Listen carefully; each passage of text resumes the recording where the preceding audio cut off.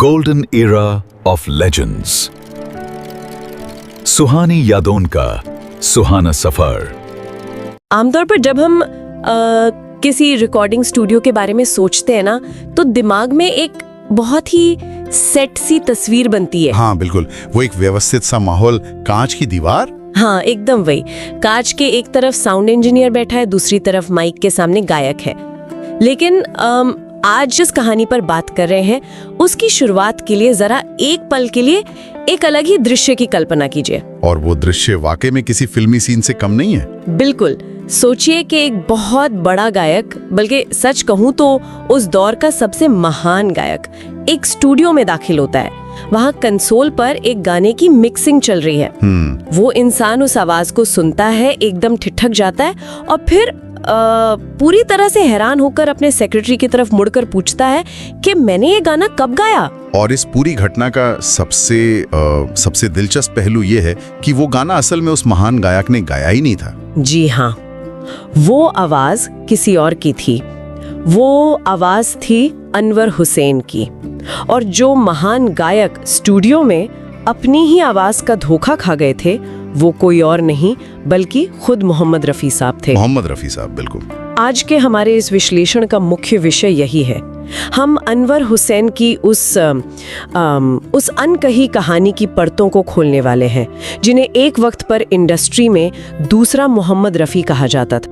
कसमें हम अपनी जान की चले गए, हमसे भूल हुए जो ये सजा हमको मिली। मोहब्बत अब तिजारत बन गई है, सारी खुशियाँ तुझ पे वार के। मेरे ख्यालों की रह गुजर से वो देखिए वो गुजर रहे हैं। दोस्ती इम्तिहान लेती है, एक डाल पे दो फूल खिले। सोनी मेरी सोनी सोनी और नहीं कोई होनी, सोनी रब मुझे माफ करे। हिजाब ने मुझे शायर सही कहा। और आज हमारी कोशिश यही समझने की है कि मतलब आखिर कैसे एक इतनी महान प्रतिभा, एक ऐसा इंसान जिसे खुद रफी साहब ने अपना बेटा कह दिया था। हाँ, जो कि बहुत बड़ी बात है। बिल्कुल, जो शोहरत के उस मुकाम पर पहुंच गया था जहां बड़े बड़े सितारे उसकी आवाज के मोहताज थे, वो इंसान अचानक गुमनामी और मुफलिसी के इतने गहरे अंधेरे में कैसे खो गया। मतलब यहाँ तक नौबत आ गई कि उसे अपना घर चलाने के लिए बार और रेस्टोरेंट्स में गाना पड़ा। मैं तो स्रोत पढ़ते हुए हैरान रह गई थी। देखो, ये समझना बहुत जरूरी है कि ये कहानी सिर्फ कुछ गानों के हिट या फ्लॉप होने की नहीं है। दरअसल ये सफलता के मनोविज्ञान, एक कलाकार के अहंकार और उस बेहद बारीक रेखा की कहानी है जो एक मौलिक कलाकार और उसकी परछाई को अलग करती है। परछाई, ये शब्द बहुत सटीक है यहाँ, है ना?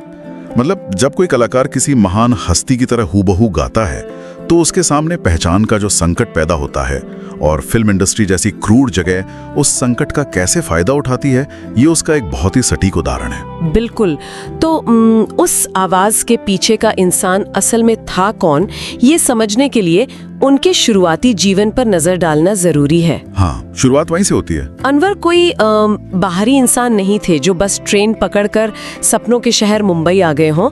उनका जन्म 1 फरवरी 1949 को मुंबई के एक ऐसे परिवार में हुआ था जिसकी जड़ें पहले से ही फिल्मों और संगीत में गहराई तक धसी हुई थीं। जी, उनके पिता आसिक हुसैन एक जाने माने सितार और हारमोनियम वादक थे, और उनकी माँ रंजना भी हिंदी फिल्मों की अभिनेत्री रह चुकी थीं। लेकिन यहाँ जो पारिवारिक समीकरण है, हाँ, वो मुझे बहुत हैरान करने वाले लगे। हाँ, उनके परिवार की कहानी तो अपने आप में किसी बॉलीवुड ड्रामा से कम नहीं है। दरअसल माता पिता के बीच अनबन हुई और वे अलग हो गए। इसके बाद जो हुआ वो चौंकाने वाला है। अनवर के पिता ने जो दूसरी शादी की, उससे जिस बच्चे का जन्म हुआ वो आज के मशहूर अभिनेता अरशद वारसी हैं। मतलब सच में अरशद वारसी अनवर के सौतेले भाई हैं? जी हाँ, बिल्कुल। और दूसरी तरफ उनकी माँ ने भी दूसरी शादी की, जिससे उनकी बहन नफीसा का जन्म हुआ।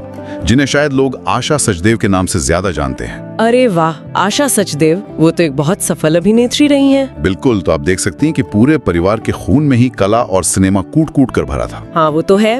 अब क्योंकि पिता हारमोनियम और सितार के उस्ताद थे, तो अनवर का संगीत की तरफ खिंचना तो बिल्कुल स्वाभाविक था।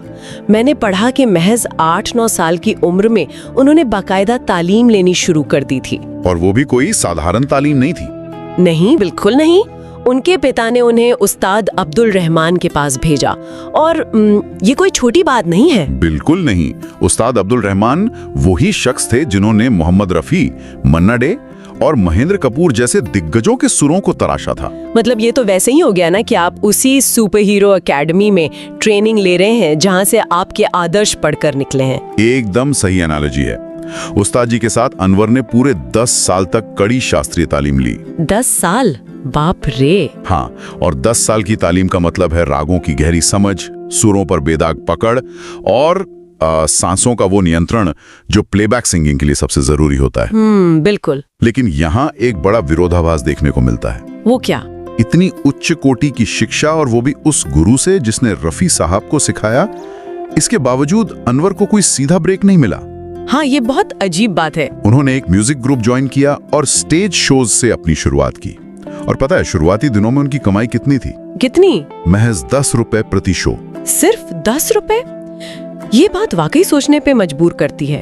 एक तरफ आप उस उस्ताद के शागिर्द हैं जिसने इंडस्ट्री के भगवान गढ़े हैं, और दूसरी तरफ आप 10 रुपए के लिए स्टेज पर गा रहे हैं। यही इंडस्ट्री की सच्चाई है। लेकिन जैसे जैसे उम्र बढ़ी, उनका प्लेबैक सिंगर बनने का सपना जोर मारने लगा। वो स्टेज पर रफी साहब के गाने गाते थे, जिससे उन्हें काफी शोहरत भी मिल रही थी। फीस भी बढ़कर 25 रुपए हो गई थी। हाँ, और यहीं से उनकी मुलाकात होती है म्यूजिक डायरेक्टर कमल राजस्थानी से। कमल राजस्थानी, जो खुद उस वक्त संघर्ष कर रहे थे। बिल्कुल, वो भी उस वक्त इंडस्ट्री में अपने पैर जमाने की जद्दोजहद कर रहे थे। वो अनवर को बुलाते, उनसे घंटों रियाज करवाते, माइक टेक्निक सिखाते। लेकिन रिकॉर्डिंग के वक्त कुछ और ही हो जाता था। मतलब वो उन्हें मौका नहीं देते थे। देखिए, कमल राजस्थानी अनवर की प्रतिभा से वाकिफ तो थे, लेकिन फिल्म इंडस्ट्री में पैसा लगाने वाले निर्माता किसी नए गायक पर दाव लगाने से डरते हैं। हाँ, रिस्क नहीं लेना चाहते। एकदम। जब रिकॉर्डिंग का असली वक्त आता तो कमल अनवर को किनारे कर देते और वही गाना रफी साहब से गवा लेते। उफ, ये तो किसी भी नए कलाकार के लिए जो दिन रात एक गाने के लिए अपनी जान लगा रहा हो, मानसिक रूप से बहुत हताश करने वाला होता है। बहुत ज्यादा। फिर मैंने पढ़ा कि एक दिन जब अनवर का सब्र टूट गया, तो कमल राजस्थानी ने उनसे बाकायदा वादा किया कि वो अपनी फिल्म मेरे गरीब नवाज में उन्हें पक्का मौका देंगे। हाँ, ये वाकया बहुत मशहूर है। और इसके लिए अनवर ने एक गाने के लिए पूरे 1 महीने तक दिन रात रियाज किया। मतलब सोचिए, 1 महीने तक एक ही धुन, एक ही गीत को परफेक्शन के स्तर तक ले जाना। और फिर अंत में क्या हुआ? वही, आखिरी वक्त पर कमल राजस्थानी ने फिर से सुरक्षित रास्ता चुना। उन्होंने जोखिम नहीं लिया और वो गाना सीधे रफी साहब से ही रिकॉर्ड करवा लिया। अनवर का तो दिल ही टूट गया होगा। फिल्म इंडस्ट्री में ऐसा होना बहुत आम है, लेकिन उस कलाकार के मनोबल पर इसका जो असर होता है उसकी कल्पना करना भी मुश्किल है। बिल्कुल। हालांकि अपनी ग्लानि कहिए या वादे को निभाने के लिए कमल ने उसी फिल्म के लिए अनवर से एक गजल गवाई, कसमें हम अपनी जान के। अरे वाह, और यही वो गजल थी जिसने इतिहास रच दिया है ना। में हम अपनी जान के लाए चले गए। बिल्कुल, यही वो गजल थी जिसकी मिक्सिंग के दौरान रफी साहब स्टूडियो में आए थे और अपनी ही आवाज का धोखा खा गए थे, जिसका हमने शुरू में जिक्र किया था। जी हाँ, जब रफी साहब ने खुद कहा, क्या बात है, तुम्हारी आवाज मेरी आवाज से मिलती है, तो सोचिए ये अनवर के लिए किसी ऑस्कर जीतने से कम तो नहीं रहा होगा। बिल्कुल नहीं, ये गजल जबरदस्त हिट हुई, लेकिन इसके बाद बाजार में एक अजीब स्थिति पैदा हो गई ना। हाँ, लोगों ने कैसेट खरीदे और कंपनियों को बाकायदा चिट्ठियां लिखकर शिकायत की कि आपने रफी साहब के गाने पर गलती से किसी अनवर का नाम छाप दिया है। मतलब ये तो हद ही हो गई। यही इस पूरी कहानी का सबसे बड़ा टर्निंग पॉइंट है। अनवर की आवाज की समानता इतनी सटीक थी कि आम श्रोता तो दूर, संगीत की समझ रखने वाले भी धोखा खा जाते थे। पर यहाँ ना एक बात मुझे थोड़ी उलझी हुई लगती है। क्या? अगर किसी की आवाज उस वक्त के सबसे महान, सबसे ज्यादा डिमांड वाले गायक से हूबहू मिलती है, तो तकनीकी तौर पर तो ये बॉलीवुड में सफलता का सबसे बड़ा शॉर्टकट होना चाहिए ना। देखने में तो ऐसा ही लगता है। हाँ, मतलब निर्देशकों को तो खुश होना चाहिए कि उन्हें रफी साहब जैसी आवाज मिल रही है, वो भी शायद कम पैसों में और आसानी से।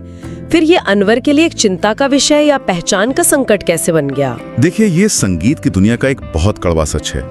एक संगीतकार या निर्देशक सिर्फ एक अच्छी आवाज नहीं खोजता, वो एक ऐसी आवाज खोजता है जो उसकी धुन में जान डाल सके, जिसका अपना एक अलग टेक्सचर हो, अपनी एक पहचान हो, बिल्कुल अपना एक दर्द या खुशी जताने का मौलिक तरीका हो। म्यूजिक डायरेक्टर्स अनवर की आवाज की तारीफ तो करते थे, लेकिन उनका अगला सवाल होता था, आपने रफी जैसा गाया, बहुत खूब, लेकिन अनवर कहाँ है? उफ, ये तो बहुत गहरा सवाल है। अनवर कहाँ है? हाँ, आपका अपना अंदाज क्या है? समस्या ये थी कि जब असली मोहम्मद रफी बाजार में मौजूद हैं, रोज रिकॉर्डिंग कर रहे हैं, तो फिर कोई किसी डुप्लीकेट से गाना क्यों गवाएगा? हाँ, लॉजिकल बात है। अनवर बार बार समझाते रहे कि मैं किसी की नकल नहीं कर रहा, यही मेरी असली आवाज है, लेकिन इंडस्ट्री ने उन पर एक क्लोन का ठप्पा लगा दिया था। मतलब जो आवाज उनकी सबसे बड़ी ताकत थी, तो जिसके लिए उन्हें खुद रफी साहब से तारीफ मिली, वही आवाज उनके गले की फांस बन गई। बिल्कुल, ये एक ऐसा मनोवैज्ञानिक बैरियर था जिसने बड़े बैनर्स के दरवाजे उनके लिए बंद कर दिए। वो एक महान पेड़ की परछाई में ऐसे कैद हुए कि उनकी खुद की कोई जमीन ही नहीं बची। लेकिन फिर उन्होंने इस ठप्पे को तोड़ा कैसे? आखिर वो कामयाब तो हुए थे। इस ठप्पे को तोड़ने में उस दौर के एक बहुत बड़े पारखी इंसान ने उनकी मदद की। कौन? मशहूर कॉमेडियन महमूद साहब। अच्छा, महमूद साहब। जी, अनवर किसी तरह महमूद साहब तक पहुंचे। महमूद ने उनकी आवाज सुनी और वो तुरंत समझ गए कि इस लड़के में एक स्पार्क है। उन्होंने वादा किया कि वो अपनी आने वाली फिल्म जनता हवलदार में उन्हें मौका देंगे। उस फिल्म के म्यूजिक डायरेक्टर राजेश रोशन थे। राजेश रोशन? हाँ, और इंडस्ट्री में महमूद का रुतबा इतना बड़ा था कि राजेश रोशन ने अनवर की आवाज सुने बिना ही महमूद साहब के कहने पर उन्हें अपनी फिल्म में साइन कर लिया। अरे जा, तो 1979 की ये फिल्म अनवर के करियर का पहला बड़ा सूरज लेकर आई। मैंने पढ़ा कि इस फिल्म में अनवर को 3 गाने मिले थे। जी। एक गाना तो खुद लता मंगेशकर जी के साथ डुएट था, लेकिन जो गाना उनकी जिंदगी बदलने वाला था वो था हमसे क्या भूल हुई जो यह सजा हमको मिले। क्या बात है, बहुत ही बेहतरीन गाना है वो। बहुत खूबसूरत है। हमसे क्या भूल हुई जो ये सजा हमको मिली। ये गाना ब्लॉकबस्टर साबित हुआ और अनवर रातों रात स्टार बन गए।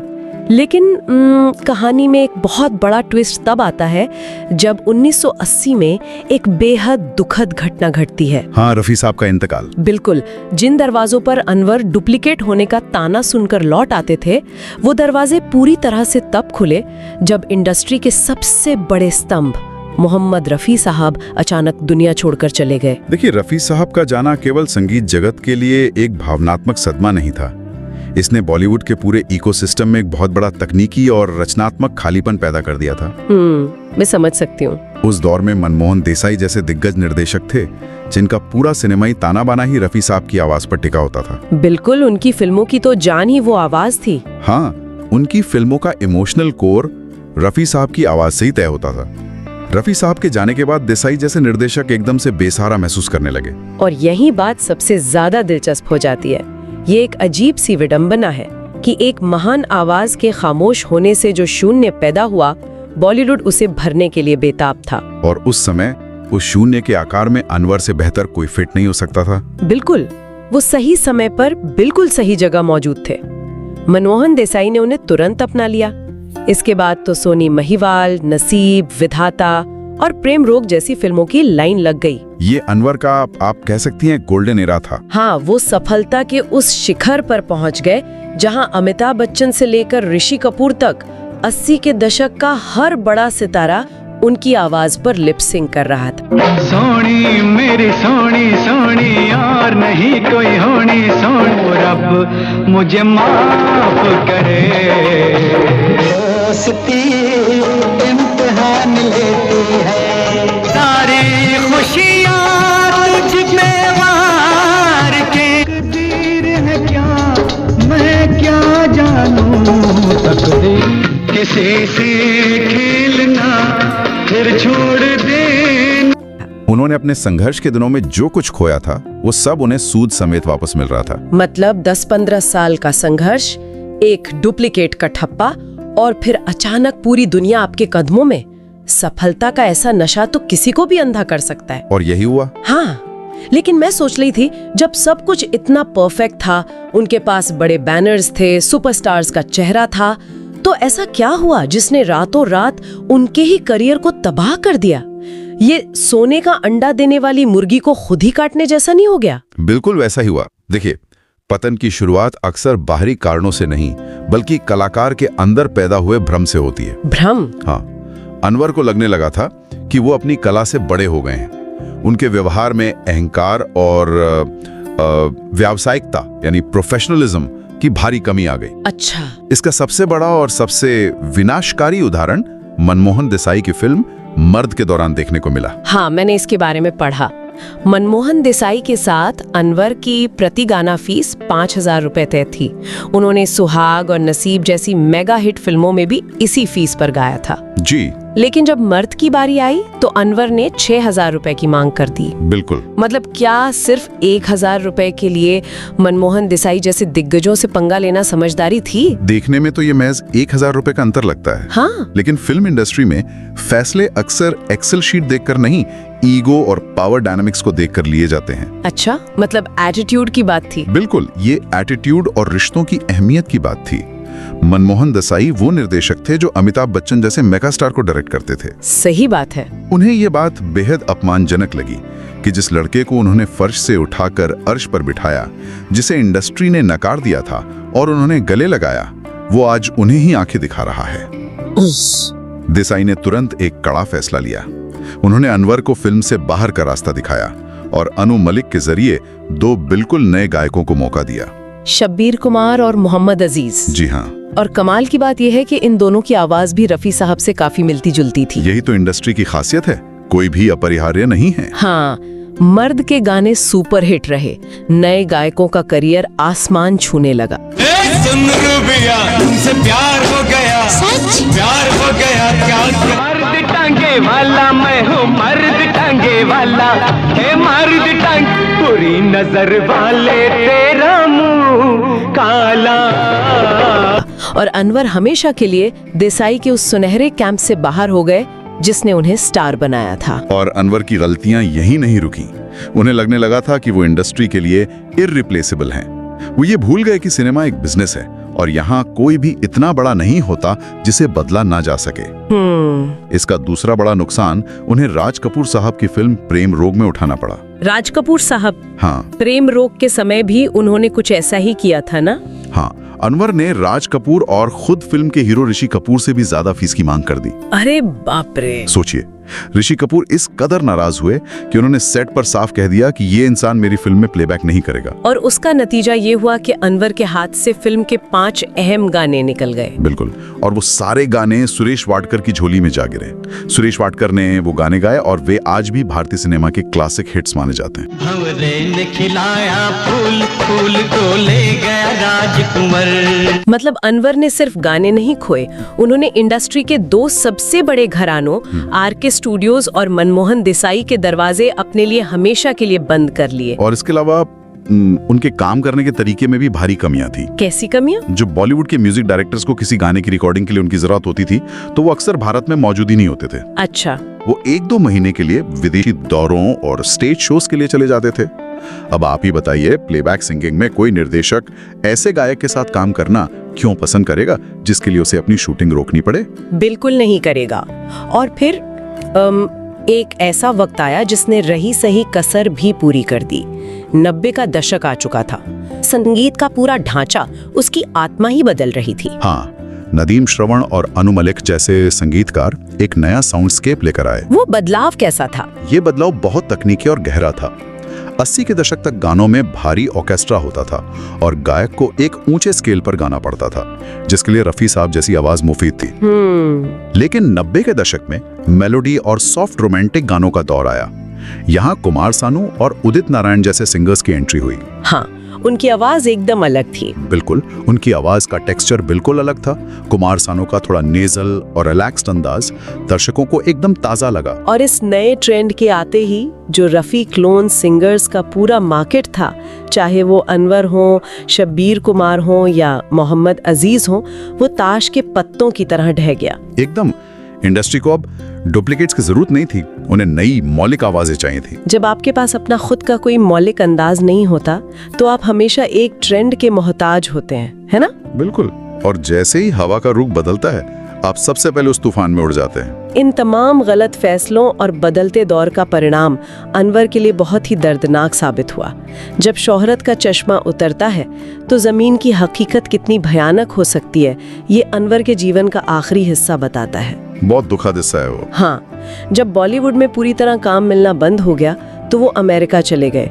वहाँ उन्होंने एक म्यूजिक स्कूल खोला। लेकिन जो इंसान खुद अपनी कला और करियर को नहीं संभाल पाया, वो दूसरों को क्या सिखाता? वो स्कूल भी असफल रहा। वो किसी तरह भारत वापस आए। वापसी के बाद उन्होंने अपने करियर को दोबारा जिंदा करने के लिए एक ऐसा दांव खेला जो आत्मघाती साबित हुआ। हाँ, वो तोहफा एल्बम वाला दांव। बिल्कुल। उन्होंने अपना खुद का एक एल्बम तोहफा निकालने के लिए अपने ही घर पर 15 लाख रुपए का भारी भरकम लोन ले लिया। लेकिन 90 के दशक के उस दौर में, जब दर्शक पूरी तरह से नई आवाजों के दीवाने हो चुके थे, अनवर का वो एल्बम बुरी तरह फ्लॉप हो गया। और कर्ज का बोझ इतना बढ़ गया कि जिस घर को गिरवी रखा था उस पर कब्जा हो गया। सोचकर भी रोंगटे खड़े हो जाते हैं। बिल्कुल। जो इंसान कभी देश के सबसे बड़े सुपरस्टार्स की आवाज हुआ करता था, जो महलों में रहने का आदी हो चुका था, उसे मजबूरी में अपनी पत्नी और 2 बच्चों के साथ मुंबई के मीरा रोड के एक छोटे से किराए के कमरे में शिफ्ट होना पड़ा। परिवार का पेट पालने के लिए उस महान गायक को बार और रेस्टोरेंट्स की धुंधली रोशनियों के बीच जाकर गाना पड़ा। ये तो मतलब अर्श से फर्श तक गिरने की सबसे दर्दनाक तस्वीर है। वाकई, और इस पूरी कहानी का सबसे मार्मिक पहलू ये है कि अनवर ने उस इंसान से क्या सीखा और क्या नहीं सीखा जिसे वो अपना आदर्श मानते थे। रफी साहब से? हाँ, रफी साहब ने एक बार अनवर को अपने परिवार से मिलवाते हुए बहुत प्यार से कहा था, ये भी मेरा एक बेटा है, बिल्कुल मेरे जैसा गाता है और दिखता भी है। उफ, कितनी बड़ी बात थी ये। लेकिन दुख की बात यह है कि अनवर को कुदरत से रफी साहब की आवाज तो मिल गई, लेकिन वो उनका दिल, उनकी वो महान विनम्रता अपने भीतर नहीं उतार पाए। एक बड़ा कलाकार बनने के लिए सिर्फ कला नहीं, एक अच्छा इंसान होना भी जरूरी है। खुद अनवर ने सालों बाद अपने साक्षात्कारों में ये बात स्वीकार की थी। जी। उन्होंने माना कि रफी साहब कई बार निर्माताओं की आर्थिक स्थिति देखकर बिना पैसे लिए भी गा देते थे, जबकि अनवर ने शुरुआत में ही पैसों के पीछे भागना शुरू कर दिया। बिल्कुल। उन्होंने ये भी माना कि उनकी सबसे बड़ी भूल थी इंडस्ट्री के अनुभवियों की सलाह ना मानना और अपने अहंकार को अपनी कला से बड़ा समझ लेना। देखिए, एक महान कलाकार बनने की पहली शर्त ये है कि आप कला के प्रति समर्पित हों, न कि उस कला से मिलने वाली ताकत के प्रति। बिल्कुल सही कहा। हुनर से आपको एक मौका मिल सकता है, लेकिन आप उस मुकाम पर कितनी देर टिकेंगे, ये पूरी तरह से आपके व्यवहार और जमीन से जुड़े रहने की आपकी क्षमता पर निर्भर करता है।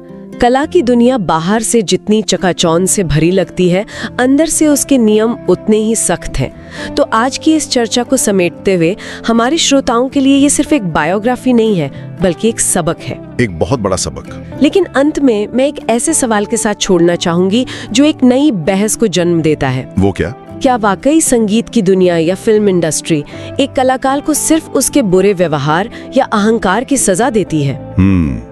अगर हम किशोर कुमार या खुद कुछ हद तक मन्ना डे जैसे दिग्गजों को देखें तो उनके भी अपने नखरे थे, उनके भी अपने सख्त नियम थे, लेकिन इंडस्ट्री ने उन्हें बर्दाश्त किया। क्यों?